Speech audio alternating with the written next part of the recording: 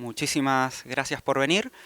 Damos inicio a la segunda jornada sobre deudas públicas, organizadas por el Centro de Investigaciones en Economía Crítica y con el apoyo de las direcciones de carrera de Sociología y la Dirección de Carrera de Ciencia Política y Administración Pública, ambas de la Facultad de Ciencias Políticas y Sociales de la Universidad Nacional de Cuyo.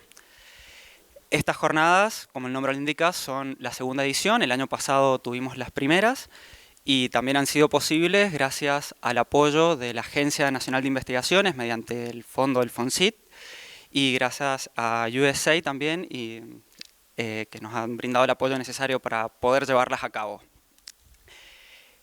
Contarles brevemente sobre el Centro de Investigaciones en Economía Crítica, que estamos organizando estas y otras tantas jornadas. Somos un centro de investigación independiente conformado por economistas y también profesionales de la sociología, que comenzamos nuestra militancia disputando el sentido de la economía, principalmente en la academia, pero también en articulación con organizaciones sociales y populares y en el marco de la Sociedad de Economía Crítica. Al cabo de los años también comenzamos a articular y asesorar, inicialmente a sindicatos, luego también hemos estado asesorando sobre temas presupuestarios y finanzas públicas de la provincia particularmente, a algunas legisladoras, también hemos trabajado con organizaciones campesinas, con cooperativas y con fundaciones. Hemos elaborado algún material para quienes les interese consultar sobre presupuestos con perspectiva de género y diversidad a nivel subnacional. Y en este momento tenemos como línea de trabajo también pensar y problematizar estas cuestiones de la deuda pública y de allí el motivo de estas jornadas, que están constituidas en 3 bloques. Esta primera charla que vamos a tener a continuación sobre deudas públicas, transición energética e impactos ecológicos. Luego de un recreo vamos a pensar las deudas públicas como condicionantes a la democracia en el marco de los 40 años de democracia ininterrumpida en nuestro país. Y el día de mañana vamos a estar profundizando sobre las deudas públicas a nivel subnacional, para lo cual contamos con compas y colegas de otras provincias del país. Les presento brevemente a quienes nos acompañan ahora en la mesa. Están por un lado Ariel Slipak, quien es economista, docente de la UBA y coordinador del área de investigación de FARN. Nos acompaña también Eliana Canafoglia, quien es socióloga, docente de esta casa de estudios e investigadora en el INSIUSA CONICET. Está también Gastón Remy, que es concejal en San Salvador del Jujuy. Él es economista y profesor en la Universidad Nacional de Jujuy. Y fuera del programa, Karen Mamani, que ella pertenece a la comunidad Miyuyoc, es estudiante de sociología y ha estado recientemente en el Tercer Malón por la Paz en Buenos Aires. Una sola cuestión operativa para quienes han llegado: está circulando la lista de asistencias. Por favor, quienes se hayan inscrito, están ahí sus datos, les pedimos que firmen o si no pueden agregarse abajo. Y vamos a abrir el panel, cada quien va a tener 20 minutos para exponer y luego vamos a abrir el debate entre la mesa y también con el público por si quieren hacer preguntas, comentarios y demás. Y sin más, damos comienzo a la primera exposición. Bueno, muchas. ¿Ahí? Sí, bien, bueno, gracias. Bueno, primero que nada, muchas gracias a los organizadores, al público asistente. Un placer enorme compartir el panel, bueno, con Lauti como moderador, con Eliana y con Gastón, a quien conozco, y especialmente con Karen, que creo que la lucha del Tercer Malón por la Paz es, si no me equivoco, de las resistencias de los pueblos originarios y las comunidades latinoamericanas, la más importante del siglo XXI en Argentina. Entonces, me parece que es para destacar. Hecho los agradecimientos, voy a prenderme el cronómetro más allá de que me avisen y demás. Bueno, muchas gracias nuevamente. Bueno, a mí se me solicitó conversar sobre deuda ecológica, dar un panorama general. Lógicamente los conceptos se vinculan con otros conceptos, ¿no? Deuda ecológica, deuda financiera, deuda externa, transición energética, muy poquito porque no quiero pisar a Eliana. Sé que tampoco le va a molestar, porque no es una cosa de egos ni nada, sino que se vincula a lo que estaba pensando, canje de deuda por clima. Los conceptos son importantes porque el lenguaje Cuando nosotros escuchamos a alguien con su lenguaje, nos damos cuenta con qué propósito político viene.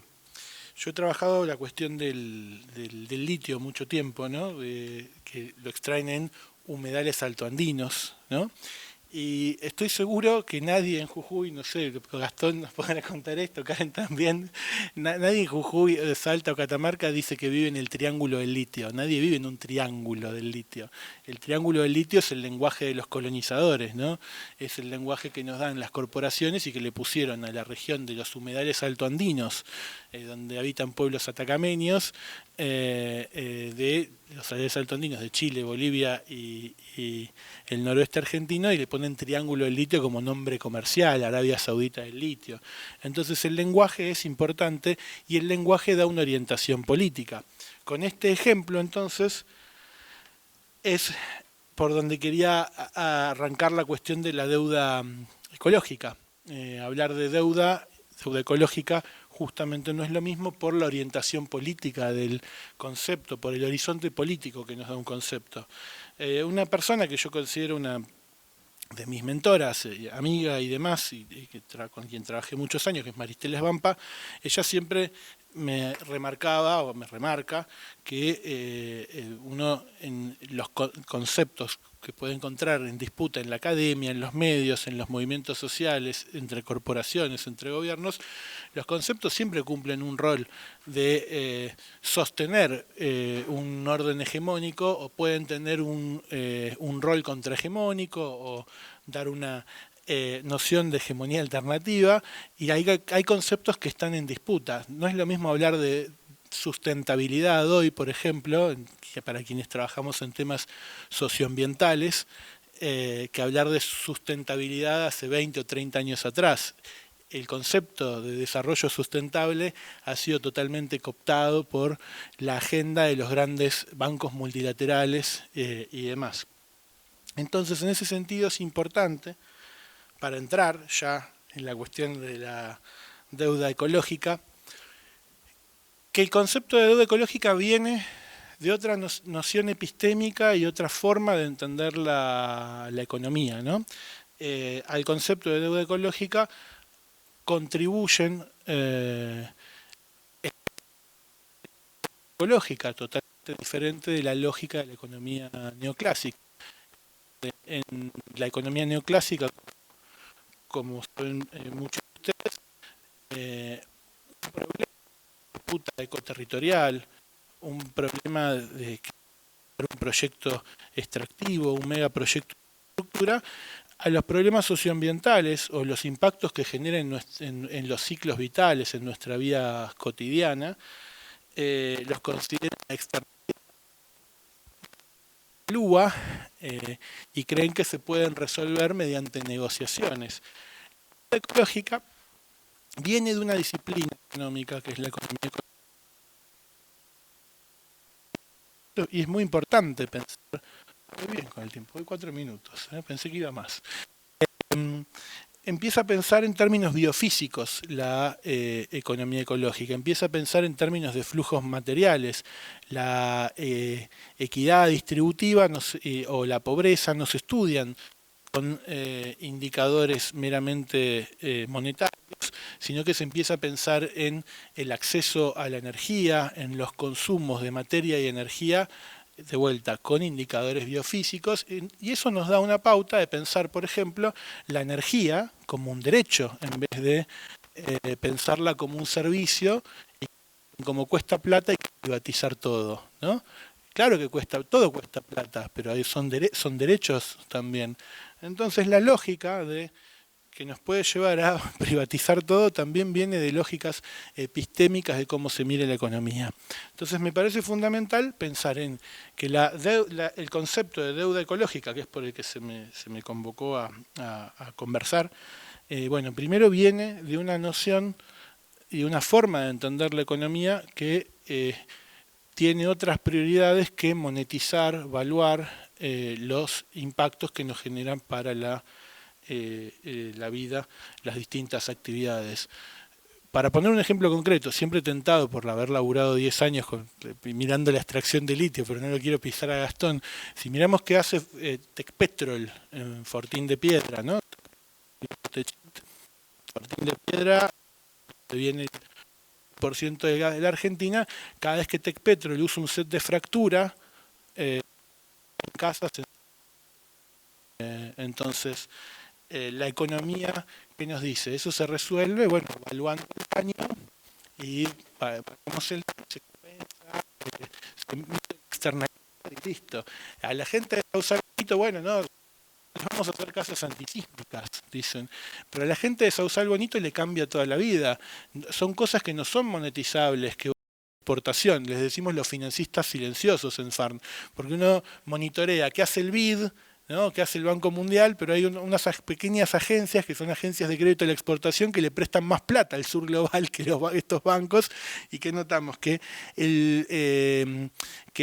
mientras la sociedad civil está esmerándose en que, dado que hay que hacer una transición energética, de eso va a hablar Eliana, se redirijan los flujos financieros de los fósiles hacia las energías renovables, bueno, nos damos cuenta que, por ejemplo, agencias de crédito a la exportación sostienen el financiamiento de los fósiles, y es las empresas de fósiles les encanta, porque dicen, uy, miren esto, qué buen negocio. Viene un banco y me presta plata. Como es un negocio de riesgo, tiene una agencia de crédito a la exportación, que es estatal, no sé, alemana, británica, bueno, británica está saliendo de eso, canadiense, y nos da un seguro, una garantía. Entonces, si algo mal, si el fracking va para atrás, porque de un país estatal que me está sosteniendo esto. Entonces, la deuda también, hoy en día, como mecanismo financiero, también está obturando o haciendo más lento que se puedan cumplir las metas que la mejor ciencia vinculada al IPCC, al panel de expertos de cambio climático, no podemos hacer para evitar que el planeta se caliente de aquí a una cantidad de años, 1,5 grados. Todo esto me lleva, para que sirva para darle pie a Eliana, a pensar en el tema de los conceptos. Y uno de los conceptos del que se está hablando ahora todo el tiempo, de manera permanente, vinculado o relacionado con el de deuda externa, deuda ecológica, ¿no? Es el de los canjes de deuda por clima, por un lado, y el de la transición energética.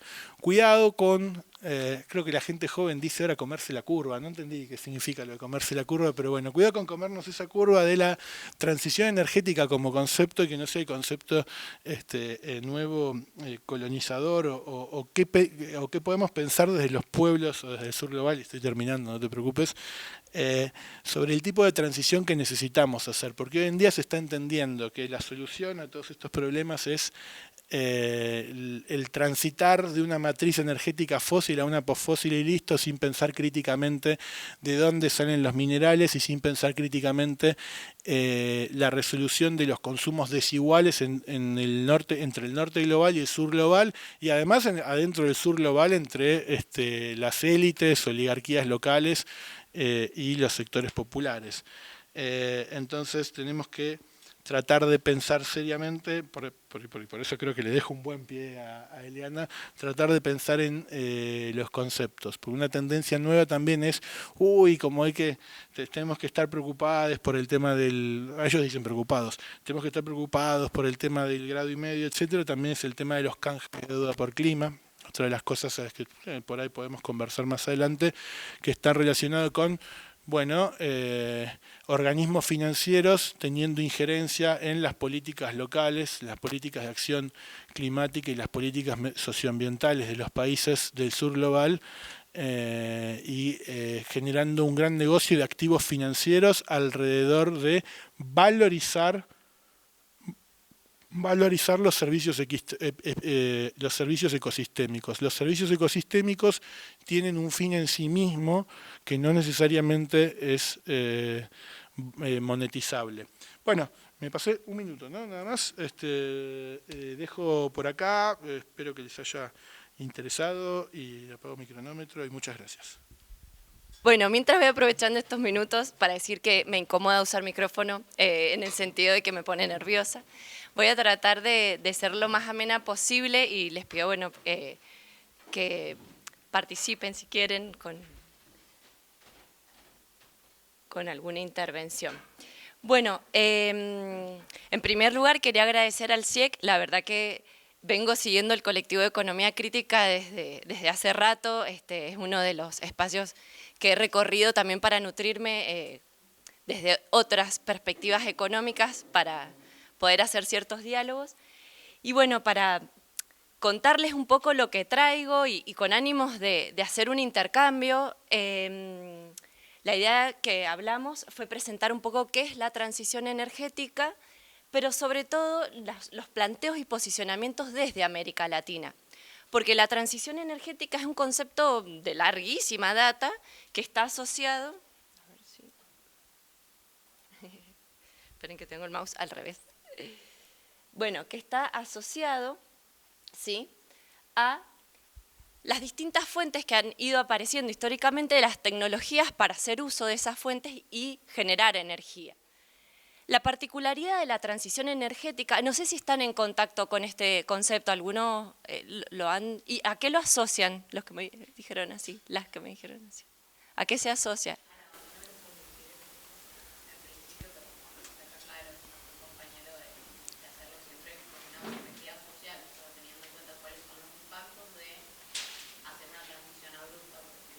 Bien, bien. ¿Algo más? Cuando decimos transición energética, ¿qué piensan? ¿Cómo?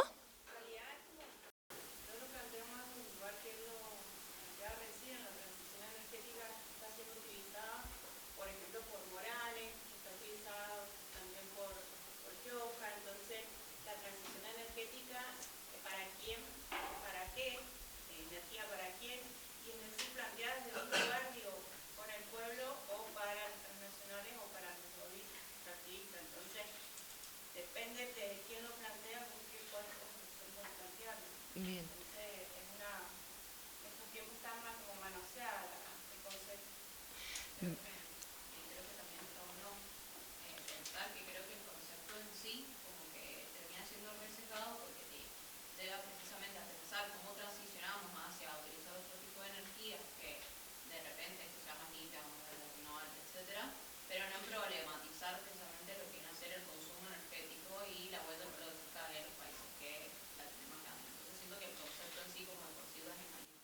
Bien, bien, justamente está buenísimo esto porque en realidad el término transición energética ha sido apropiado y parte de lo que define es un reemplazo o tender hacia un reemplazo de los combustibles fósiles por energías renovables, por energías también a veces se les dice limpias, bajas en carbono.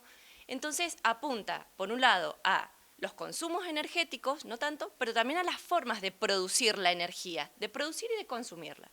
Básicamente, por eso, una característica diferente a las transiciones energéticas históricas es que es una transición intencionada. ¿Cuál es la intención principal?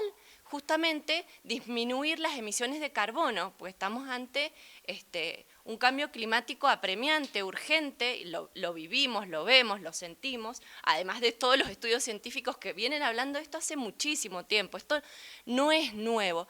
Lo que sí es nuevo es lo que comentaban, que es el sentido y la apropiación que se le está dando a esta conceptualización. Conceptualización que implica un proceso, y es ahí donde voy a intentar de a poquito ir brindando algunas cositas, digamos.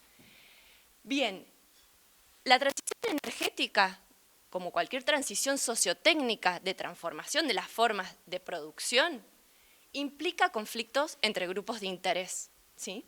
Básicamente, lo que dijimos recién, esta es intencionada por si quiere disminuir la emisión de gases de efecto invernadero.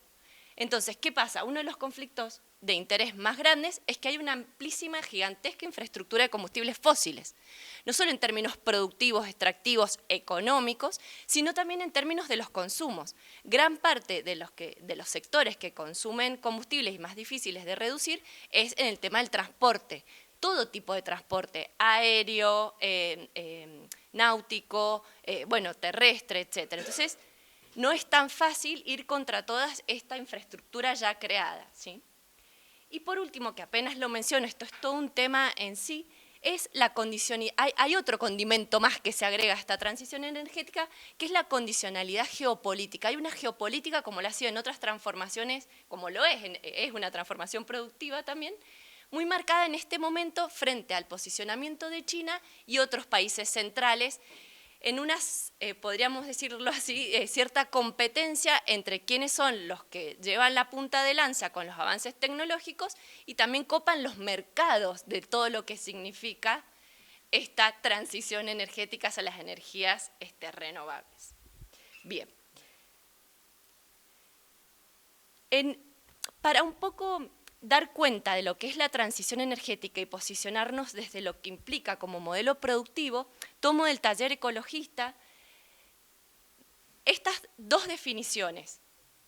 El posicionamiento acerca de la transición energética como corporativa, ¿sí?, que ve en la transición energética, fíjense, un potencial de acumulación de riqueza y posicionamiento hegemónico geopolítico, con mecanismos de sustentabilidad débil, con una mirada corporativa y patriarcal, que se podría denominar universo del ambientalismo corporativo, o lo que Maristela Svampa, entre otros autores y autoras, clasifica como narrativa capitalista tecnocrática, ¿sí?, que tiene que ver con el rasgo que acabo de dar de no solo la geopolítica, sino entender estos conflictos de intereses en donde la generación de energía, la producción, distribución, también tiene intereses económicos. Es una de las formas centrales de producción y explotación económica. Y por el otro lado, como para ponerla como contraposición, la transición energética popular, que en ese caso se apuesta por una sustentabilidad fuerte o superfuerte y persigue una transición energética basada en la justicia socioambiental, participativa y cooperativa, algo que se podría definir como universo del ecologismo popular basado en la narrativa anticapitalista y de transición socioecológica. Fíjense que ambos posicionamientos son contrarios. Lo que nosotros planteamos, nosotros y nosotras planteamos, es que hay entre una posición y otra hay un abanico de gradaciones y que tienen que ver o que quizás podemos identificar como la transición energética justa, ¿sí? ¿Qué quiero decir? Que en el marco de pensar un modelo productivo, ¿sí?, posicionarnos en uno u en otro, no nos permite establecer ciertos puentes que nos permitan hablar de más que una transición, de una transformación energética, ya que el reemplazo de la producción y de los consumos energéticos no es automático, ¿sí? Tenemos que contemplar, digamos, todo el arco de relaciones socioproductivas que nos exceden, digamos, por más que tengamos un posicionamiento popular, ecológico, lo podemos sostener, pero tenemos que buscar, desde el punto de vista de lo que yo vengo a presentar, digamos, tenemos que plantearlo como un proceso de transformación que conlleva ciertas decisiones y acciones, ¿sí? Y vamos a ver esto cómo se puede comprender desde América Latina. Primero, que la transición energética, como ha pasado con otras formas de transformación, puede ser una transición también mercantilizada e impuesta. ¿Qué quiere decir? Que América Latina, si lo analizamos en términos de las matrices energéticas de nuestros países, ¿sí?, podemos comprender que América Latina no tiene las matrices energéticas, como se dice más, lo voy a decir así a propósito, más sucias, digamos. Al contrario, América Latina tiene una alta participación de, por ejemplo, la hidroeléctrica, de la energía nuclear, de las mismas renovables. Históricamente, ¿sí?, viene desarrollando y haciendo usos distintos de las formas de generación y consumo de energía. Sin embargo, se suma a esta ola de transición energética y tiene que, de algún modo, no solo posicionarse, sino también, después si podremos encontrar puentes con el tema de la deuda ecológica, hacer valer lo que son sus matrices productivas y energéticas.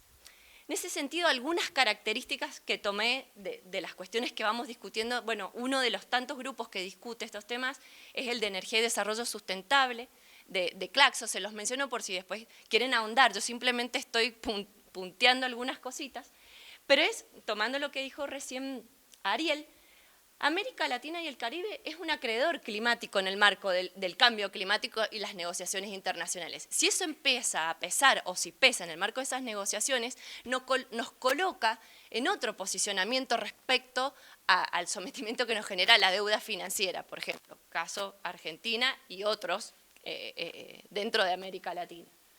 Esto ya lo dije, tenemos grandes hidroeléctricas y energía nuclear, que aún se puede ampliar la nuclear, ¿sí? Tenemos, en el caso de la generación de electricidad, representa solo el 20% de los consumos energéticos, el mayor consumo sigue siendo en combustibles, y ahí el desafío va por otro lado, y hay que problematizar, debatir, preguntarse una y mil veces, ¿sí?, la relación entre el desarrollo económico y el consumo energético. Si esto es más, no hay mucho que hablar en términos de modelo productivo. Si el ritmo de crecimiento económico se quiere sostener como el actual, no hay forma de pensar en una transición energética. Lo que está pasando es adicionar fuentes de energía. No estaríamos reemplazando las fósiles por otras, sino que estamos sumando fuentes de energías para abastecer esos consumos. Entonces, en este sentido hay que atender al ritmo e intensidad de la producción y del consumo, porque si no, nos podemos romper el coco, digamos, con tecnologías y demás, pero si no se revisa ese aspecto es difícil pensar en la transición energética, ¿sí? Bueno, en términos, esto que estoy diciendo tiene que ver en América Latina con los desarrollos en términos de innovación científica y productiva, los procesos de ecologización. En América Latina, y lo podrán decir mis compañeros mis compañeras mucho mejor que yo, los procesos, digamos, de respetar la naturaleza. Yo no tengo los lenguajes por ahí, esas narrativas no las manejo, pero los procesos que uno encuentra una vez que empezás a mirar un poquito más allá de lo que tenés a mano, encontrás que hay muchísimos procesos en los que se incorporan, se integran a las formas de producir y de consumir conocimientos hasta ancestrales, los hornos solares, las cocinas solares, la construcción edilicia con técnicas que para la climatización en base a condiciones bioclimatológicas, disculpen la redundancia, pero son ancestrales. Lo que sucede es que eso se tiene que incorporar de otros modos y más como masivamente, digamos, a hacer una transformación en esas formas de producción. La misma digitalización como tecnología, digo, en términos, les doy el ejemplo para decirles a qué me refiero, procesos de eficiencia energética, que es uno de los caballos de batalla. O sea, lo que hay de energía, consumirlo de la forma más óptima posible, tiene que ver también con apelar a estas tecnologías, regular los consumos, controlar esos consumos, disminuir esos consumos. Podemos pensar en la integración de esas tecnologías de una forma positiva, ¿sí? Bueno, en esto también influye muchísimo, y en términos de esta transición energética, la cantidad de planes y programas de promoción de incorporación de las fuentes renovables. Argentina, que es el caso que por ahí más conozco, los programas que se hicieron en su momento, ya vamos a ver en qué condiciones y si son buenas o malas para nuestro país, pero sí tuvieron un impacto, un correlato en la generación de energías por fuentes renovables. Entonces estos programas están presentes. El tema hay que ver cómo se establecen, qué articulaciones entre actores propician, qué deudas nos dejan o no nos dejan. Y por último, en estas mismas apuestas de condiciones para la transición energética en nuestros países, pensar en la integración de componentes nacionales. Esto articula lo que tiene que ver con esas innovaciones científicas y productivas y la política energética. O sea, generar o integrar capacidades productivas existentes en los territorios para alcanzar esa transformación de las matrices energéticas. O sea, propender al reemplazo de los combustibles fósiles en distintos sectores de consumo, ¿sí?, que incorporen las tecnologías que hay en nuestros países, ¿sí? Y entonces, entre los dilemas que se plantean para los países de América Latina, que un poco ya lo planteó Ariel, el dilema para América Latina frente a la transición energética tiene que ver con los minerales que implican para nuestros países en cuanto al modelo productivo más corporativista o mercantilizado de la transición energética, ¿sí? Si va a implicar para nuestros países una nueva primarización, una reprimarización, o un no salir nunca de la primarización, si esto es una oportunidad, un cuello de botella. No voy a dar respuesta a estas preguntas, se imaginarán, las voy a dejar para el debate. Si la economía verde y la dependencia tecnológica, ¿sí? Tenemos forma de movernos de ahí, de corrernos, tiene que ver con lo que acabo también de decir, ¿cuánto gana y cuánto ganamos y cuánto perdemos? Si el financiamiento de la transición energética como problema, dejamos que decida el mercado, si se instalan parques solares, se instalan porque es favorable en condiciones de precios de la energía. ¿Cuál es el costo? Y esto es muy importante en términos de las estructuras productivas de los países de América Latina. ¿Cuál es el costo de la transición fiscal, ¿sí? En países de renta petrolera? ¿Sí? Discusiones como Ecuador, mismo Argentina y varios otros también. Y por último, no dejar de pensar como dilema la desigualdad energética. La transición energética, ¿va a mejorar el acceso a la energía? ¿Sí? Bien, desde todos estos elementos que acabo de mencionar rápidamente, es que nos posicionamos para preguntarnos entonces quiénes y cómo se produce esta transición energética a nivel de los territorios. ¿En serio? Me falta un montón. Bueno, no, básicamente van a ver esto, no es para que lo analicemos en sí, pero básicamente del 73 al 18, la participación, bueno, la gris son los fósiles, digamos, fíjense que no varió sustancialmente, digamos, de un 48 a un 41% a nivel mundial, y en el caso de América Latina, fíjense que tenía un alto consumo de combustibles fósiles, algo varió, ¿sí? Pero no demasiado, o sea, sigue siendo presente. Acuérdense que aquí están todos los consumos de todos los sectores, que un poquito acá los paso rápido, pero como para que nos demos una idea general de azul es transporte, rojo industrial, amarillo residencial, violeta comercial, servicios y público, el celeste es agro, pesca y minería y el naranja es construcción y otros. Si vemos los consumos, fíjense cómo el tema del transporte, que era lo que anticipaba antes, bueno, en el gráfico lo podemos ver, es muy importante y es el sector que en verdad es más difícil transicionar, ¿sí? O transformarlo. En otros sectores sí se ha reducido un poco. Y en términos de la capacidad de producción por fuente de energía y de la generación eléctrica por fuente de energía, vemos que a ver, para destacar algo aquí, la térmica renovable, la capacidad existente en nuestros países, en América Latina, es de un 4,8. Lo que se ha consumido prácticamente no térmica renovable, acá, ay, perdón, atrás, me empiezo a apurar, es de un 4,5%, ¿sí? O sea, casi a la capacidad.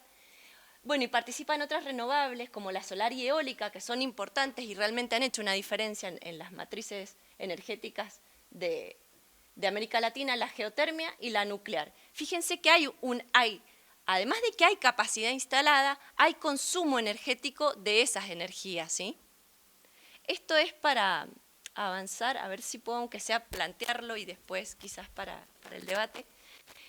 Estos puntos de partida nos han llevado a preguntarnos, ¿sí? ¿Cuáles son, lo que les decía al principio, los entramados productivos involucrados en el desarrollo de proyectos de energías renovables? Y es ahí donde, además de tener en cuenta esta situación general de América Latina, nos preguntamos quiénes son los actores y los procesos que intervienen para incorporar estas energías a las matrices productivas.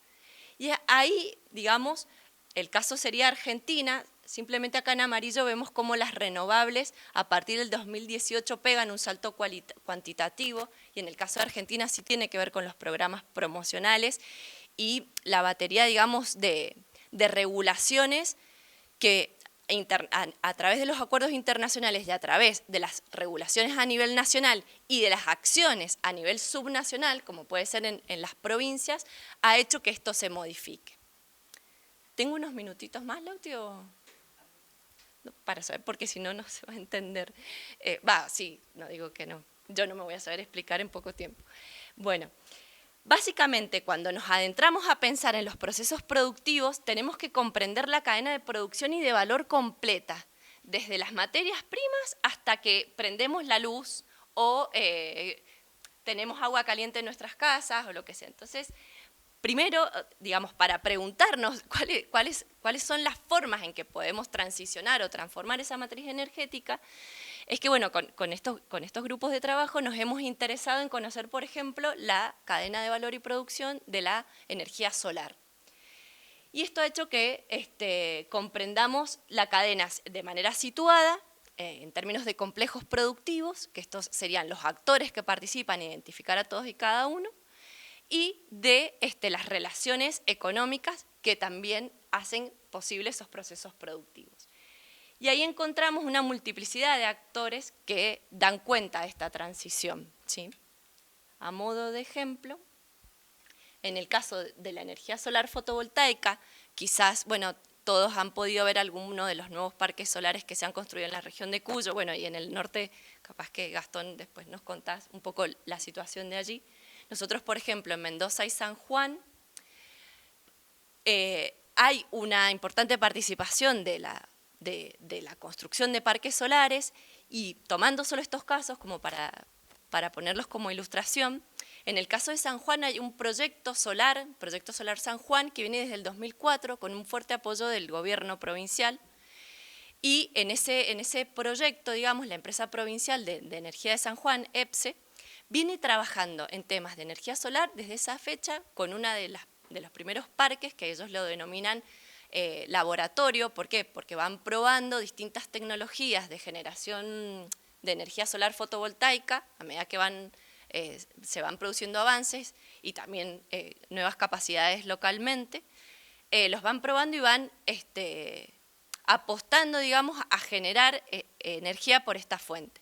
Es así que recientemente, hace rato que querían instalar una fábrica de paneles solares. No sé si esto les es conocido, más o menos. Bueno, una fábrica de paneles solares, básicamente es en esa cadena que les mostré recién. No es tan fácil para nuestras provincias y el país, digamos, hacerse parte de una cadena de valor y producción que es mundial. Esto es, o sea, tiene anclaje territorial, pero hace actores que no están asentados en la provincia. O sea, estamos hablando ya sea de que tenemos que importar insumos o equipamientos, pero también el tema del financiamiento. En el caso de insumos y equipamientos, la propuesta de San Juan era de algún modo romper con o intentar romper con esa dependencia tecnológica y poder construir parques solares, digamos, ensamblando, más no sea, los módulos solares, los paneles que van a tener sentido en la medida que se instalen en los parques solares, porque bajo ningún punto de vista pueden pensarse como productos a ser comercializados y competir, digamos, en términos de la cadena de valor, sobre todo. No tanto de la de producción, porque producir se podrían producir. De hecho, San Juan producía cuarzo, tenía una industria en ese sentido muy importante. Bueno, por razones conocidas, no pudo continuar hace un buen tiempo. Pero la dificultad es transformar ese cuarzo en el grado de silicio, digamos, necesario para poder construir una oblea, digamos, lo que hace que después integre un panel solar y lo que hace que después se pueda instalar en un parque solar. Entonces, el sentido que cobra, digamos, esa instalación de paneles, esa fabricación, perdón, de paneles solares, sí, ya está, de paneles solares, cobra sentido en la medida que forma parte de un parque, y un parque que va a generar energía que se va a inyectar al sistema interconectado nacional. Esto en términos de energía eléctrica. Caso contrario, como para terminar y dar como muestras de los modelos productivos por dónde podrían ir, por más que ahora me fui bien al territorio, pero para después seguir charlando.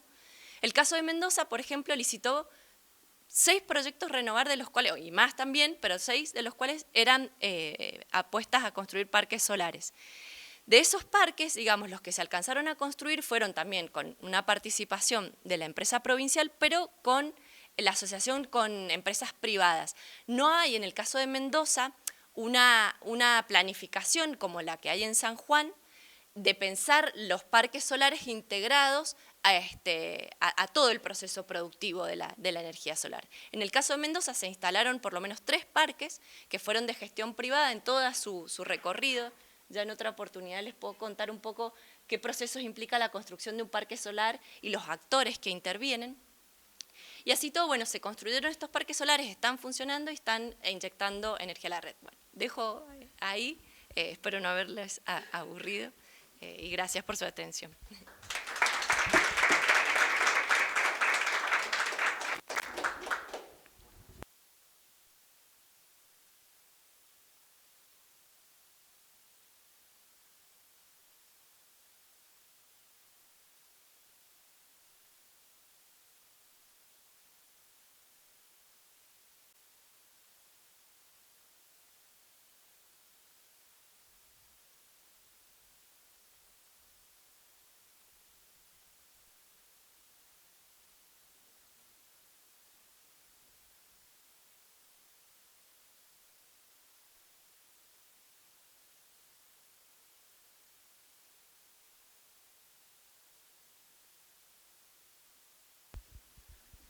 Bueno, ahí está.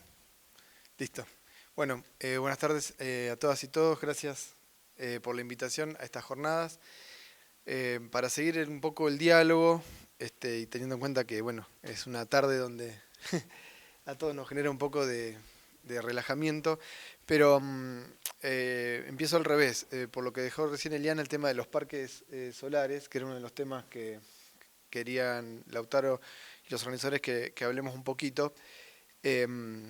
A ver, sintéticamente la parte específica que tiene Jujuy es el parque más grande de América Latina, que se inauguró o comenzó a producir en septiembre de 2020. Tiene casi unos 900 mega de potencia.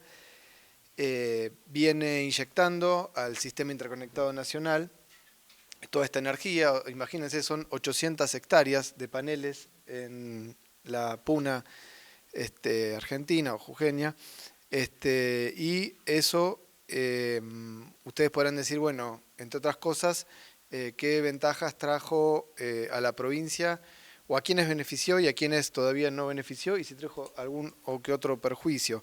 Si uno lo ve desde el punto de vista de la narrativa, por lo que decía antes Ariel, para la construcción del parque intervinieron 2 grupos de financiamiento internacional. Uno de ellos recibió el mote de bono verde.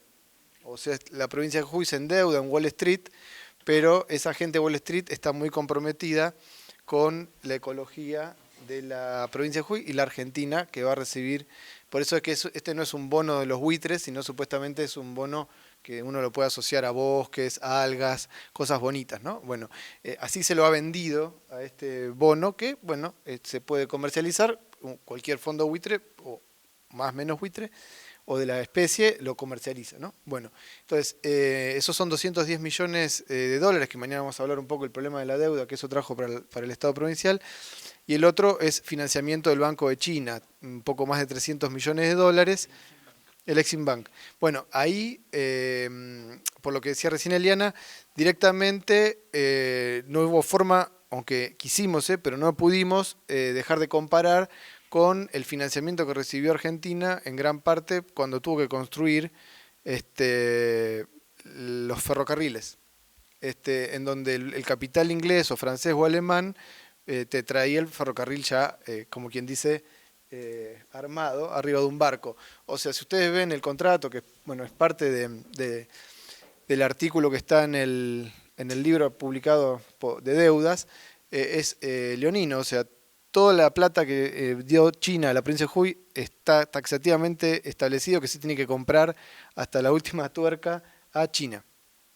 Y hay una empresa, ¿no? No es a cualquier empresa de China. Sí. Claro. Shanghai Electric y Power China las obras. Claro, hay 3 empresas chinas que están adentro del contrato. Entonces, nosotros tenemos la plata, pero estas 3 empresas son las que van a proveer todo. Obviamente que después hubo algunos actores locales con fuerte llegada al gobierno provincial, del símbolo actual del gobierno nacional, que tuvieron la fortuna de poner los camiones para traerlos desde el puerto de Chile a la puna, ¿no? Pero bueno, eso dentro del negocio deben ser seguramente centavos, aunque para esta gente seguramente haya hecho alguna diferencia. Entonces, cuando uno ve después el problema de un recurso natural, la energía solar, la disponibilidad de todo ese territorio, ahí aparece la mano del hombre, o sea, la inversión, la construcción de ese gran panel y el producto final, que es finalmente la energía. Bueno, estos son un poco los actores que se han ido beneficiando. Ahora, todo ese producto, ese resultado de la combinación entre trabajo humano y naturaleza, ¿a quiénes benefician? ¿Se abarataron las tarifas eléctricas en la provincia? Bueno, ahí me dicen no, categóricamente no. ¿Y por qué no? Ustedes van a decir, bueno, porque hay inflación. Bueno, en parte sí, obviamente, pero en parte porque se continuó el esquema en donde la producción de cosas útiles para la humanidad, como puede ser la energía eléctrica, sigue siendo una mercancía.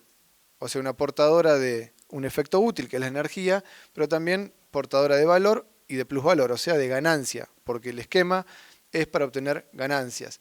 A tal punto que todos estos proyectos, cuando uno, como decía Ariel, le pone el signo pesos, en este caso, y no porque haya ganado todavía Milei, se le pone el signo dólares.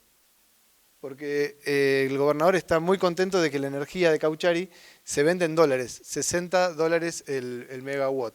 Bueno, entonces eso va al sistema interconectado, lo compra a Camesa y Camesa después lo vuelve a mandar a todas las provincias que compran la energía mayorista.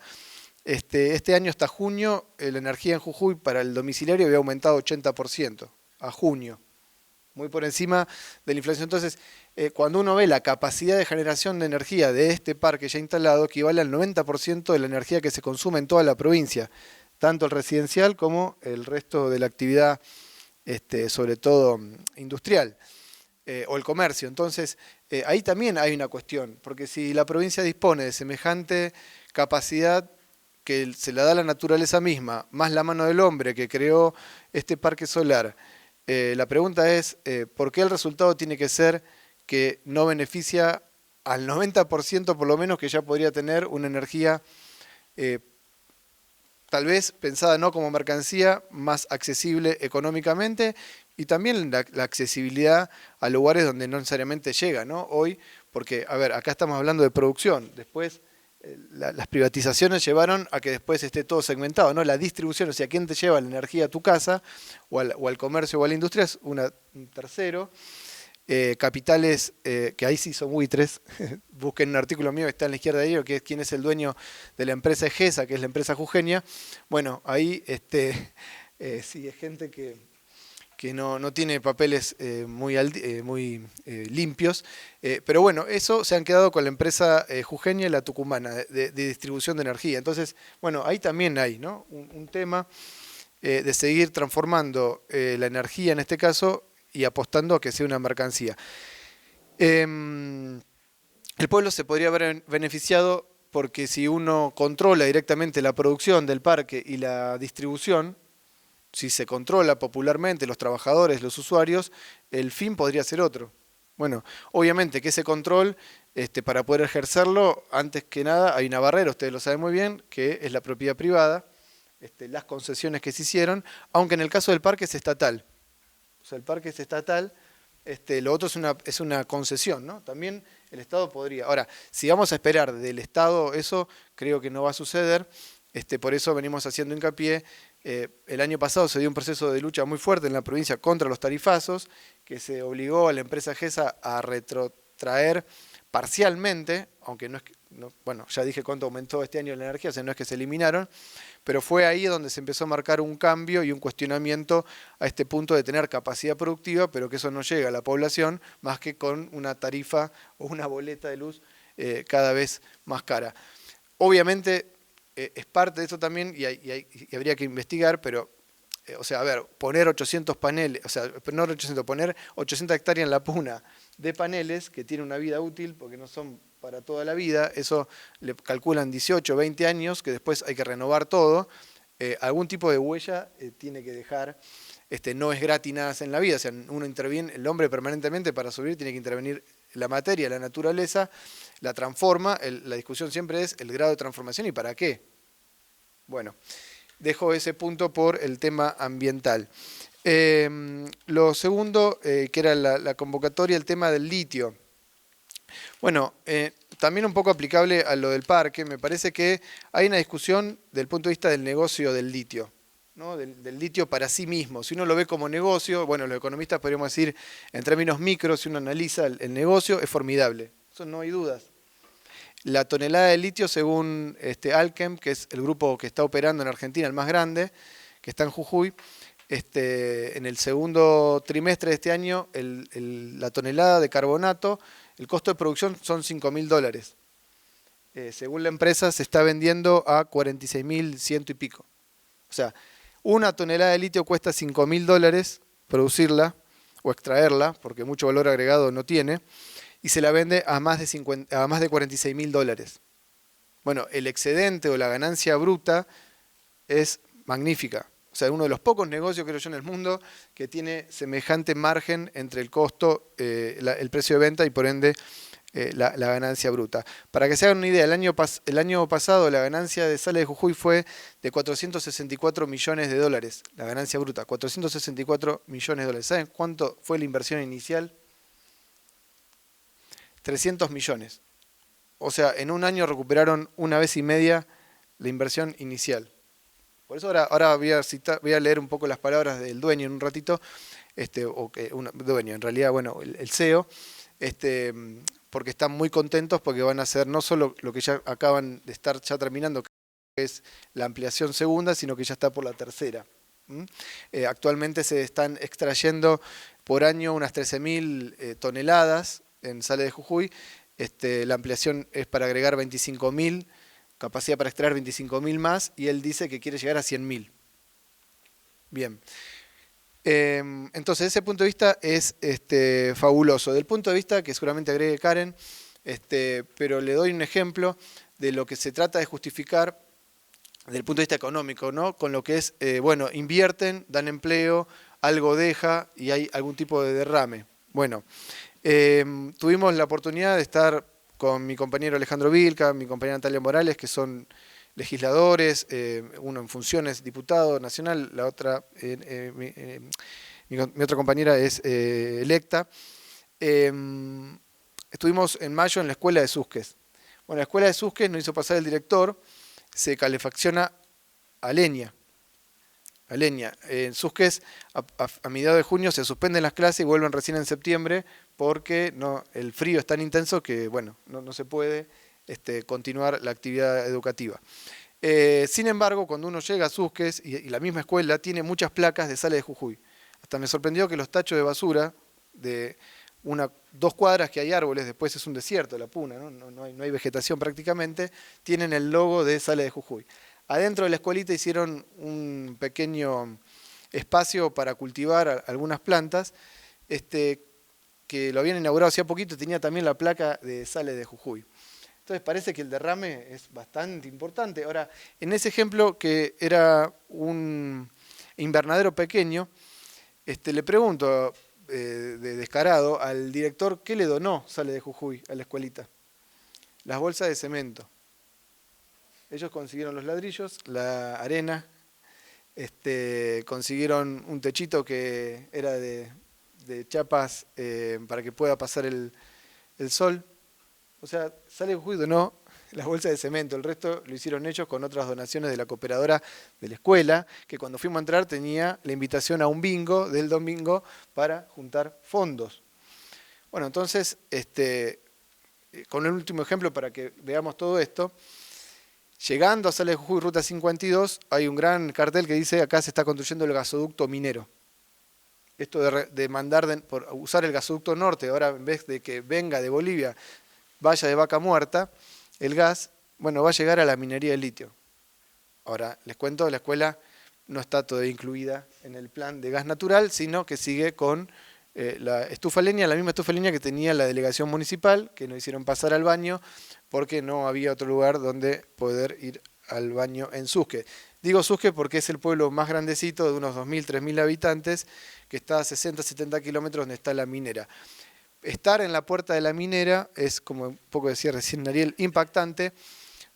Estuvimos 2 horas más o menos no logramos que nos eche de la guardia, pero estuvimos bastante cerca, y la cantidad de camiones, de colectivos, camionetas grandes, doble cabina, y todo eso impresionante. Camiones de cemento, y ahí entra el negocio, más allá de los grandes capitales y todo ese esquema de proveedores locales.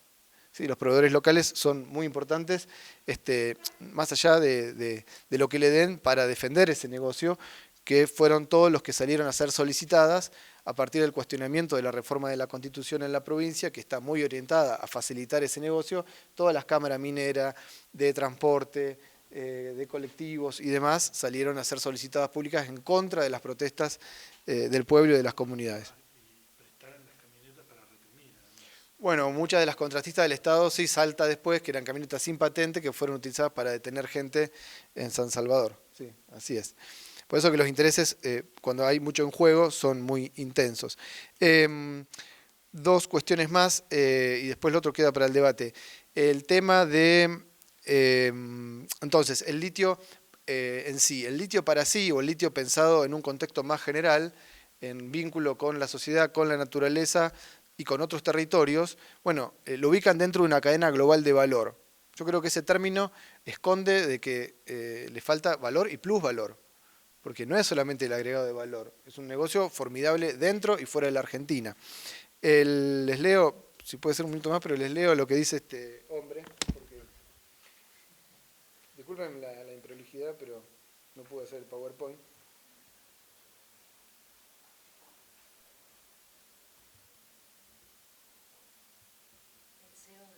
Sí. El CEO de Allkem se llama, si lo quieren buscar, hacerse amigo por las redes, se llama Martín Pérez de Solay. Esta nota es del 30 de agosto. Entre otras cosas, él dice que el CEO de Allkem precisó que lo que hay detrás es una estrategia que tiene como fin tener relevancia con los clientes. Lo que hay detrás de la fusión entre Allkem y Livent, que Livent opera de hace mucho tiempo la minería en Catamarca y han creado uno de los grupos más grandes de minería del litio del mundo. Sí, esta fusión hace unos 2 meses aproximadamente, son como los capos de los capos, ¿no? Bueno, entonces él dice que hay detrás una estrategia que tiene como fin tener relevancia con los clientes, dice, porque la demanda de litio va a terminar manejada por 10 productores de autos a nivel mundial, y si la oferta está muy dispersa, o sea, los productores o extractores de litio, pierde poder de negociación con la demanda, con la cual ser relevante para los clientes es importante. Se olvida, o capaz que tuvo un lapso este señor, que la Toyota tiene el 25% de las acciones de Allkem. O sea, no es que la demanda de litio para hacer las baterías que después utilizan las automotrices está afuera de la producción, ya está dentro, señor. Se nota que tuvo un lapso, lo vamos a disculpar, pero es eso un poco lo que están pensando ellos, ¿está bien? Están pensando, más que creo yo en una transición energética, en cómo abaratar costos. Para ellos la energía o el litio, en cuanto a transformado en batería, es un costo de producción no solo del auto, sino de fuentes de abastecimiento de energía que necesitan para abaratar costos. Y ahí entra el tema entonces de avanzar a todo o nada. ¿Por qué digo todo o nada? Porque la discusión de ellos no es que están solo pensando algo que en parte es verdad, cómo abastecer a las automotrices. El esquema es llevarse el litio de todo el salar. No es que ellos dicen, no, a ver, nuestro plan es 1/3 y los otros 2/3 vamos a dejar intactos porque ya nos parece demasiado impacto y transformación de todo eso. No, cuando Gerardo Morales inauguró la sesión de la reforma de la Constitución, nos convocó a todos los que fuimos constituyentes, él era presidente de la convención, se tomó licencia a la tarde, apareció en la sociedad rural en el encuentro de Arminera con la mesa del litio, y esta misma persona que acabo de leer, el CEO de Allkem, dijo que el proyecto es que le den estabilidad jurídica por 30 años, porque los yacimientos, o por lo menos la cantidad de litio que hay en el salar, puede aguantar 30 años. Bueno, entonces es llevarse todo. Entonces, lo último, la cuestión de la soberanía y que quede para el debate. Hay una discusión, entonces, ahí, de qué hacer, porque yo no creo que haya otra forma que se la pueda definir, que esto es un saqueo, no solo económico, sino también ambiental. ¿Qué hacer ante eso? Bueno, nuestro bloque de diputados a asumir en la provincia de Jujuy ya tiene un anteproyecto, que es lo que fuimos a llevar a Susques, a las comunidades, a los trabajadores. La segunda discusión es quiénes pueden parar esto. ¿Quiénes pueden parar esto? ¿Qué actores sociales pueden parar esto? Y ahí hay distintas alternativas. Nosotros tenemos una, pero no voy a hacer spoiler, lo dejo para el debate. Y la última es cómo. ¿Cómo se logra esto? O sea, si uno quiere frenar el saqueo, ¿con quiénes y cómo lo va a hacer? Bueno, creo que lo que ha pasado en Jujuy y sigue en parte sucediendo, que es este despertar del pueblo, las enormes manifestaciones de docentes, trabajadores y las comunidades, se tomó conciencia de algo muy importante. Y les cuento lo que cantan, si no lo escucharon, está, espero no hacerte spoiler, Karen, lo que cantan las maestras y profesores de Jujuy. Hicieron varios cantos, el cancionero se ha hecho, ¿no? Muy popular. Pero no voy a cantar, no se preocupen, no los voy a defraudar cantando, pero hay un canto que es mucho cannabis, mucho litio, pero 0 pesos en el bolsillo. Cannabis porque el gobernador es una empresa estatal de cannabis medicinal con su hijo como presidente. Entonces, mucho cannabis, mucho litio, pero 0 pesos en el bolsillo. Y la otra es, la más popular creo yo, y la que más me gusta, ¿quién se ha tomado todo el litio? Con la música de la Mona Jiménez. Bueno, eso es recontra popular, pero ¿qué permitió?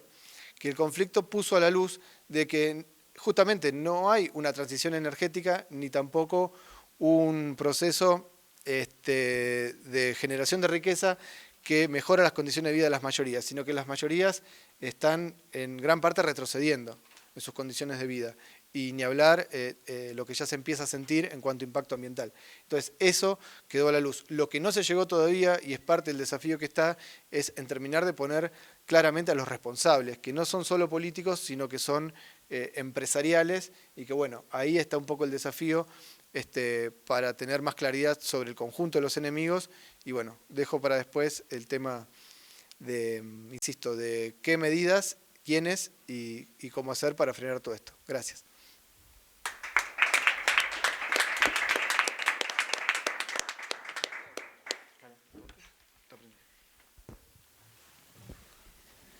Bueno, buenas tardes a todos y todas.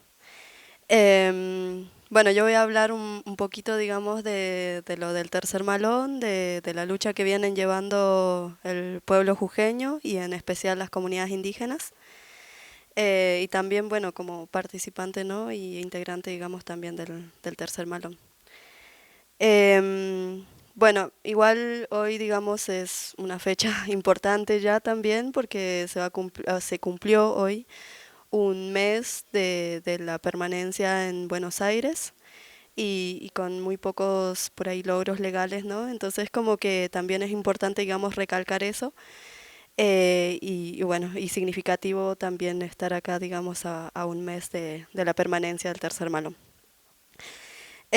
Bueno, en un principio voy a empezar haciendo como un poquito de la historización de cómo se fueron dando las cosas para por si alguien desconozca o no conozca, digamos, los sucesos.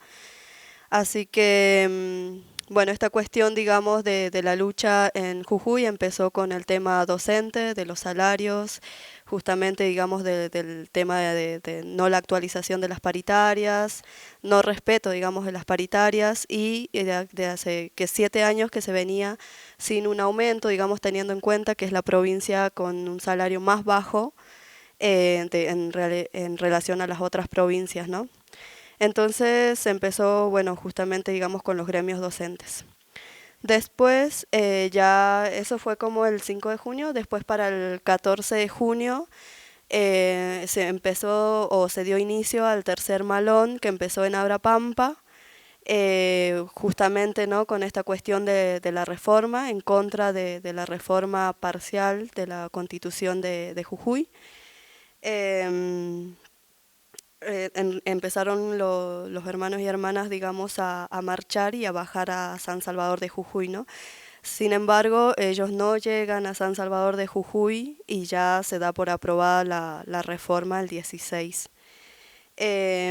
Ahora, digamos, también voy a marcar por qué, digamos, es contra esta reforma o tener algunos puntos muy centrales que justamente no se cumplieron o fueron fallas, ¿no? Constitucionales.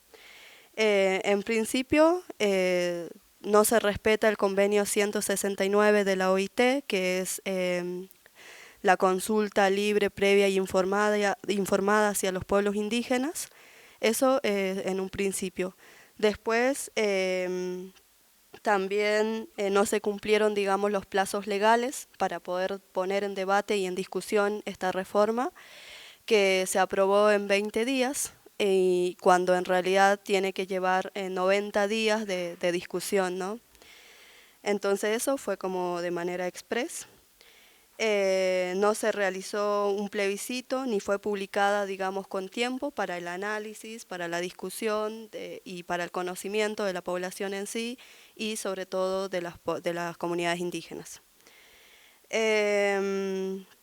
Por otro lado, y no menor, digamos, súper grave, que Gerardo Morales cometió un delito de suma de poder público. ¿Qué significa esto?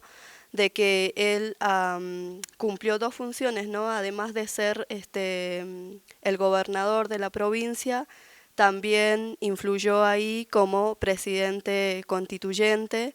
Entonces eso es un delito, ¿no? En el Código Penal, digamos. Y ahora también marcar, digamos, qué nos perjudica, ¿no? ¿Qué nos perjudica esta reforma? Y bueno, lo que nos perjudica o por qué empezaron, digamos, a movilizarse los pueblos, que justamente uno de los puntos centrales es la criminalización hacia la protesta, ¿no? Entonces, justamente, digamos, por este artículo o por este punto, después muchas personas fueron, como sería, culpadas por sedición, ¿no? Después, por lo que estamos las comunidades indígenas y luchando, digamos, tanto en Buenos Aires como en los cortes de ruta de Jujuy, es porque justamente viola el derecho al ambiente sano. O sea que tiene justamente una mirada extractivista, justamente no va por el territorio, por el agua. Entonces eso es el punto central que estamos discutiendo hoy y bueno, seguiremos en discusión de ese punto, ¿no? Por otro lado, la centralización del poder, que queda asumido, digamos, como centralizado el poder en el poder ejecutivo, y bueno, quienes nos representan ya sabemos. Por otro lado, no reconoce, digamos, a la población indígena, o sea que tiene como esta cuestión de la protección aborigen, pero una protección sumamente paternalista e incapacitante, ¿no? Si, bueno, varios hemos escuchado los discursos de Gerardo Morales y cómo se refiere, ¿no?, hacia las poblaciones indígenas y cómo nos explica, digamos, como si nosotros no tuviéramos la capacidad de poder entender o poder saber lo que nos perjudica y lo que trae esta reforma, ¿no? Bueno, marqué que el 16 se aprueba con todos estos puntos y con todas estas cuestiones, digamos. También un poco, justamente el 16 fue como la represión en Abrapampa primero, y luego en Purmamarca, que en el día se dieron como 3 o 4 represiones, dejando, ¿no?, como personas heridas, personas sin ojos, mucha criminalización de la protesta, ¿no? Y después, post de eso, las personas, mucho amedrentamiento, ¿no? Armado de causas, bueno, un poco mencionaron acá de las camionetas sin patentes, como también las empresas mineras son cómplices, ¿no? O sea, cómo están colaborando esto, porque justamente favorece tanto, digamos, favorece al extractivismo, a las grandes multinacionales. Entonces, justamente los gobiernos son un paso, funcionarios a eso, ¿no? Funcionales, digamos. Bueno, a pesar después de las protestas y a pesar, digamos, de las manifestaciones que se venían dando desde el día 14 de junio, el 20 de junio, dada la casualidad del Día de la Bandera, se jura esta reforma constitucional, ¿no? Y dándose, digamos, otra fuerte represión, pero ya en San Salvador de Jujuy. Entonces, luego se da, digamos, una lucha larga, digamos, a las orillas de las rutas, de la 52 y de la ruta 9, siendo los cortes en Purmamarca, Tilcara, bueno, en muchos puntos, ¿no? La Quiaca, Abrapampa, etcétera.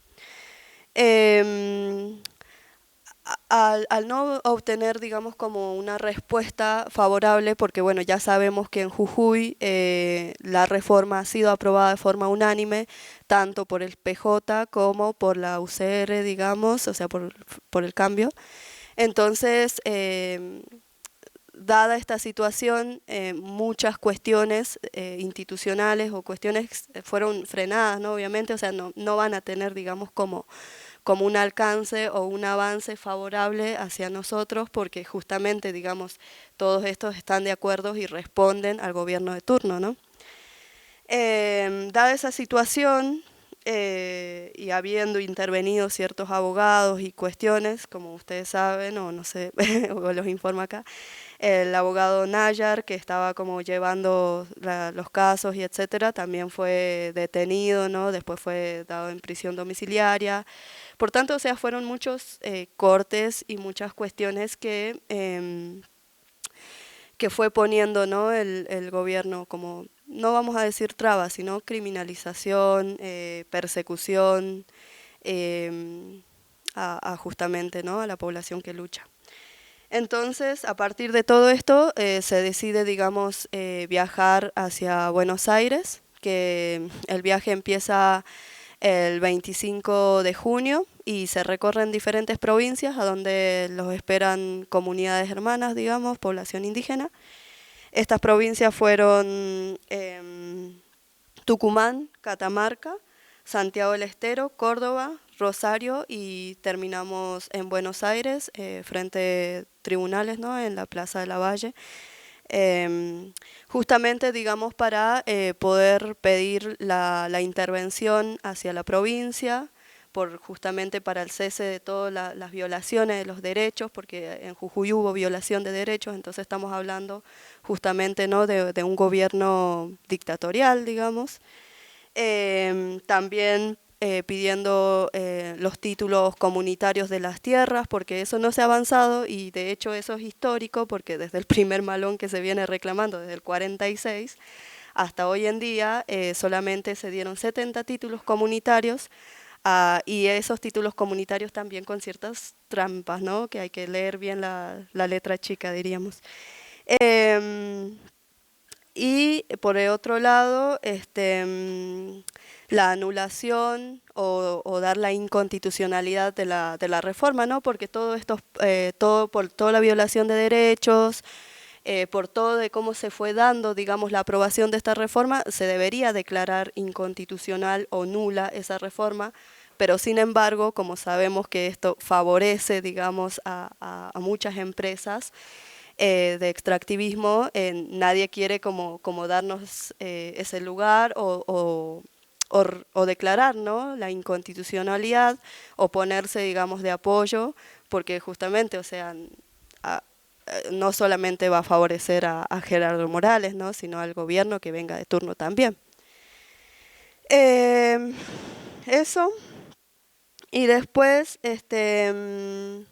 bueno, en Buenos Aires también vamos a hablar, digamos, no fue casi diferente la situación, ¿no? Si bien no está esta persecución o estos allanamientos, porque bueno, están los hermanos fuera de territorio, digamos, pero sin embargo tampoco se brindan las condiciones dignas de vida, ¿no?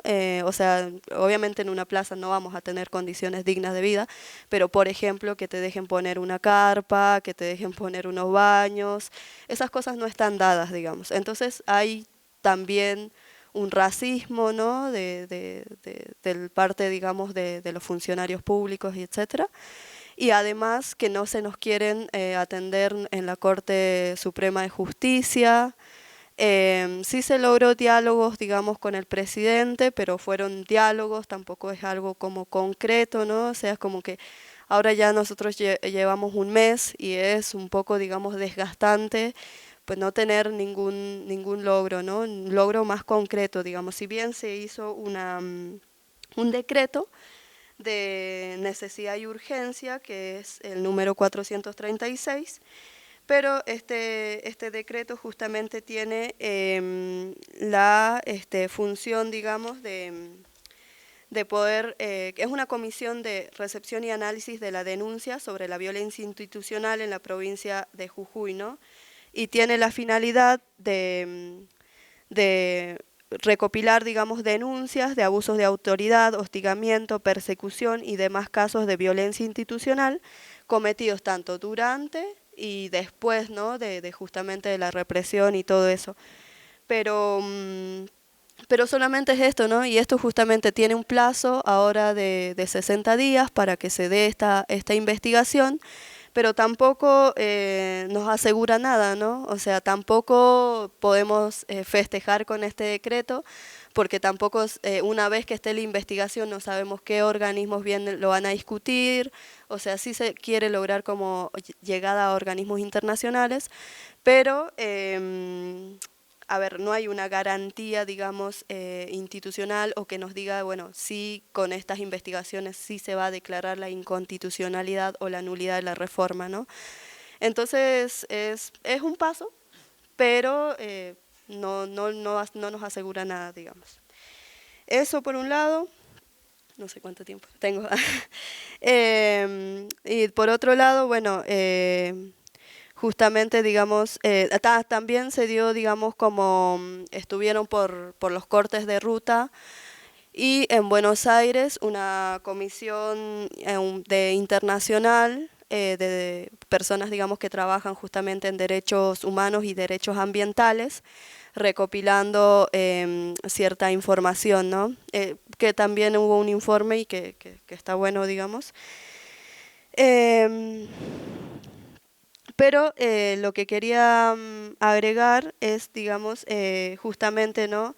Que esta reforma no solo, digamos, más allá, digamos, de favorecer a las cuestiones multinacionales y todo, es una reforma, digamos, también de corte colonial, ¿no? De corte justamente racista, que justamente, digamos, mira, digamos, a Jujuy justamente por esta cuestión del litio, ¿no?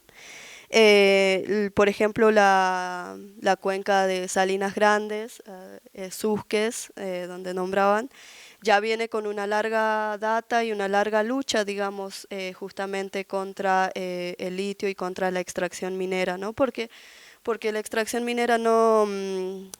si bien siempre te vienen diciendo, bueno, te traen trabajo y bueno, como por ahí muchas veces nos reclamaban en los cortes de ruta, bueno, pero a ver, si ustedes no trabajan en las mineras, entonces ¿de qué van a trabajar, no? O sea, y así como gente de otras provincias y cosas así. Y si nosotros no le traemos el dinero del turismo, pues, ¿con qué se van a sustentar, no? Entonces como que... eso nos lleva como a reflexionar también, decir, bueno, realmente las mineras sí pueden traer como un trabajo, pero ¿cuánto es? Un tiempo súper corto, ¿no? Entonces las poblaciones indígenas justamente decimos, no, pero nosotros defendemos la vida porque nosotros vivimos, digamos, de la agricultura y de la ganadería. No es nuestra fuente de ingresos, la más fuerte, digamos, el turismo o la cuestión minera, ¿no? Entonces, como que si nosotros permitimos la entrada de las mineras a nuestros territorios, se nos corta esa fuente de vida, ¿no? Y justamente un poco retomar a Ariel, que me gustó, digamos, que esto atenta, digamos, contra las formas de vida culturales y tradicionales que tiene la población ¿no? Entonces las formas económicas, sociales, o sea, toda esa organización, digamos, se va a ver coartada por esta entrada, digamos, de la minera. No solo estoy hablando, digamos, en la afección ambiental, sino también cultural, ¿no? Entonces, eso quería como agregar. Y bueno, y nada, o sea, como para ir cerrando, nada, o sea, es como que agradecer por ahí este espacio o cualquier otro espacio, digamos, que sirva para la difusión de la problemática. Y como por ahí dicen los hermanos, esto es como una prueba piloto, ¿no? O sea, Jujuy está haciendo como la prueba piloto de hasta dónde puede, digamos, tener un avance la derecha, hasta dónde pueden tener un alcance, digamos, las grandes corporaciones mineras, porque después seguramente, digamos, hay muchos otros territorios que también van a entrar, digamos, como en disputa, ¿no? Entonces, por eso también fue importante pasar por las provincias, pudiendo, digamos, marcar toda esta violencia vivida y también alertar esta situación, ¿no? Y además, bueno, por ahí, qué sé yo, como otro logro, y que eso también se tiene que añadir, digamos, al tercer malón de la paz, es que justamente no haya podido ser candidato, digamos, Larreta y Morales, ¿no? Entonces, bueno, estas cosas, digamos, estas instancias, digamos, son, digamos, para tener en cuenta. A ver. Bueno, creo que con eso está bien. Después, si me acuerdo algo más, ahí en los comentarios le agrego.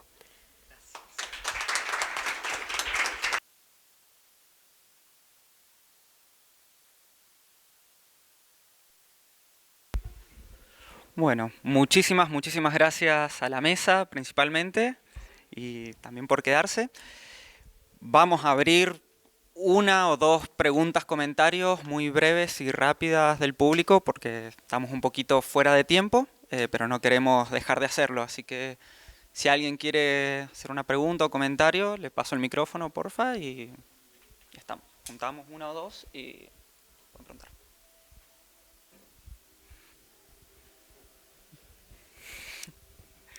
Pues estamos, bueno. Ahí está, estaban tímidos.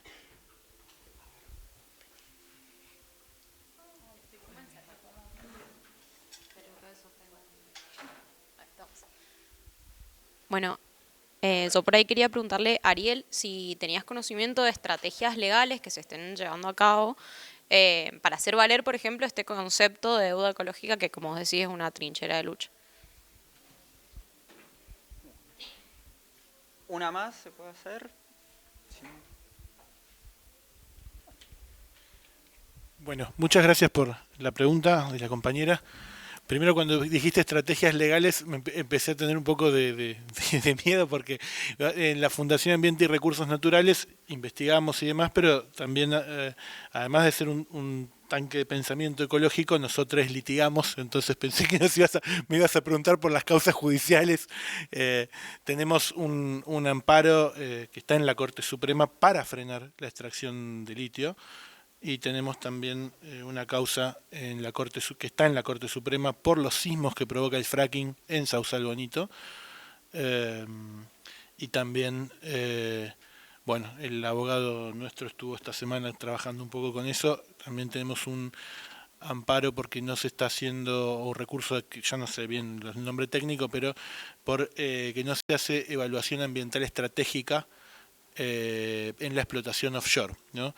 Esta cuestión de la evaluación ambiental estratégica me parece importante.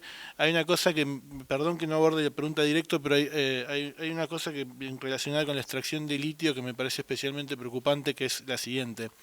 Está bien que miremos lógicamente Jujuy, que miremos tanto Susques como que miremos Salinas Grandes. También miremos que en Catamarca Livent, como decía Gastón, explota litio, 20.000 toneladas de carbonato de litio equivalente desde hace 25 años. Puntualmente estamos en el 25 aniversario de de la operatoria de Livent, minera del Altiplano, su subsidiaria, y ya directamente secó un río, secó la Vega Trapiche. Ahora esta empresa está pidiendo permisos para tomar más agua, para explotar 60.000 toneladas de carbonato de litio. Entonces imagínense pasar de 20.000, digo, Gastón mencionaba, Alkem extrae en el Salar del Aroz unas 13.500 toneladas anuales, tiene capacidad para 17.500, va a llevar su capacidad a 42.500 toneladas de carbonato de litio equivalentes y luego más. Era en el Salar del Hombre Muerto, donde opera el Livent, hay otros 7 proyectos de manera simultánea. Imagínense, una sola empresa mató un río directamente y mató toda una forma de vida. Esto es lo que quería destacar. Pero bueno, el principio de la pregunta sobre estrategias jurídicas me trajo eso, que solamente enumero algunas de las causas judiciales sobre las que yo sí no puedo hablar, porque soy economista y no soy el abogado de la fundación. Pero me parece importante que estas causas se construyen por solicitud siempre de las comunidades afectadas, ¿no? Eso me parece importante.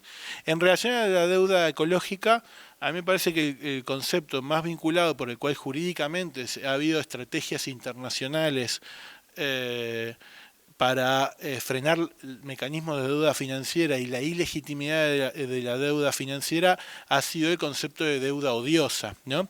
Deuda contraída a veces por gobernantes contra los intereses populares. En algún momento Olmos decía, bueno, en algún momento me atribuían a que yo solamente estaba hablando de las deudas contraídas por dictaduras cívico-militares, y en realidad la deuda odiosa es mucho más amplia. La deuda odiosa es deuda contraída contra los sectores populares.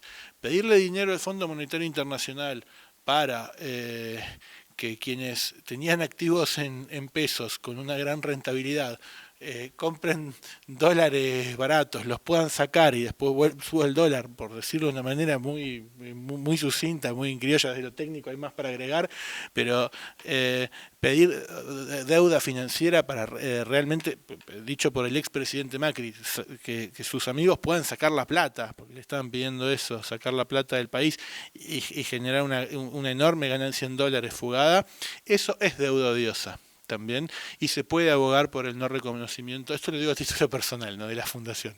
Perdón, a veces me embalo. Me parece importante que esto sea así. Y por otro lado,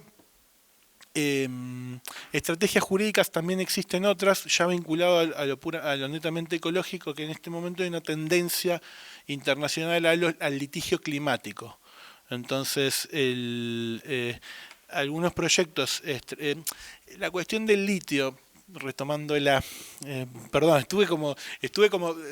evité hablar mucho de litio porque sabía que estaban ellos dos, pero estuve 10 años laburando este tema, entonces ahora sí, ahora que ya hablaron y no los pisé, que no quería hacer eso, pensemos que todo este crimen que contaban Gastón y Karen se hace para que la gente tenga autos eléctricos. Cualquier paper académico comienza diciendo: el litio es importante para la transición energética porque puede participar las baterías de iones de litio en sistemas de almacenamiento estacionario de energía para que se almacene la energía del viento cuando no sopla o del sol cuando no hay sol, pero la demanda global de litio no es para eso. La demanda global de litio es como lo dijo Gastón, las automotrices. Yo hice un laburo de meterme a mirar las participaciones accionarias de automotrices, fabricantes de baterías de iones de litio, fabricantes de celdas, fabricantes de cátodos, que es la parte más cara de una batería de litio, fabricantes de electrolitos, y son los mismos accionistas que las empresas extractivas y que además controlan el reciclaje de baterías. Además, o sea, controlan toda la cadena, que es lo que hay que mirar, como decía Eliana. Es decir, todo esto, digamos, hay que volver a la esencia, ya yendo a lo teórico, de los valores de uso y los valores de cambio. Esto es para producir una maquinaria infernal, valores de uso innecesarios.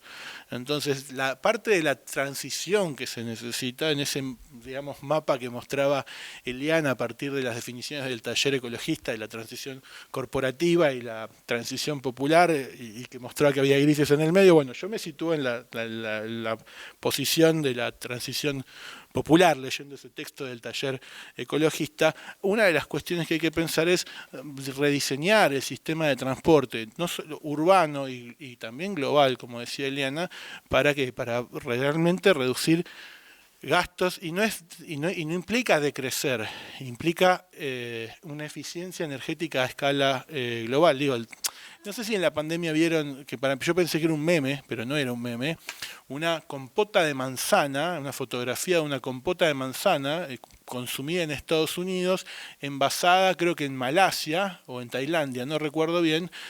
Era una manzana del Alto Valle de Río Negro. Entonces, yo sí le tengo que explicar a un extraterrestre por qué una manzana viaja desde Río Negro a Tailandia, se envasa en Tailandia y se consume en Estados Unidos. Ahí está claro, la locura y lo que tenemos que cambiar para hacer una transición. Entonces, hay mucho, volviendo a tu pregunta, que no me la olvidé, en términos jurídicos también, del impacto intergeneracional que generan estos proyectos como del fracking, del offshore o del litio. Cuando se bombea el litio, estábamos conversando antes con Gastón, no tenemos que olvidarnos que el agua de la salmuera, porque es agua la salmuera no es como dicen las empresas, que es salmuera, no es agua, la salmuera es agua con sal, claro, agua con sal y con magnesio, con potasio, con boratos, y con litio y demás. Pero ese agua está almacenada hace millones de años, y cuando perforan la costra salina y bombean ese agua, liberan gases de efecto invernadero capturados. Entonces estamos pensando en electrificar el parque automotor para hacer un gran negocio a estas automotrices, que son las dueñas de las empresas extractivas de litio, en nombre de la transición energética, pero cuando se rompe el salar, además de atentar contra los estilos de vida de la población local, que es lo más importante, encima se atenta contra el efecto sumidero de gases de efecto invernadero que tiene, entonces, que tiene un humedal altoandino. Entonces, estrategias jurídicas, hay algunas vinculadas al litigio climático también. Entonces, las dos más importantes son, como decía, deuda odiosa por un lado, que no tiene un origen ecológico, pero sí lo vinculo, la otra, para mí que puede ser de aquí a unos años muy importante, es el litigio climático. Que yo sé que algún litigio climático va a haber pronto en Argentina. Bueno, gracias. Muchísimas gracias nuevamente, cortamos acá por el tiempo, pero les invitamos a un pequeño recreíto y a volver a la próxima actividad. Gracias.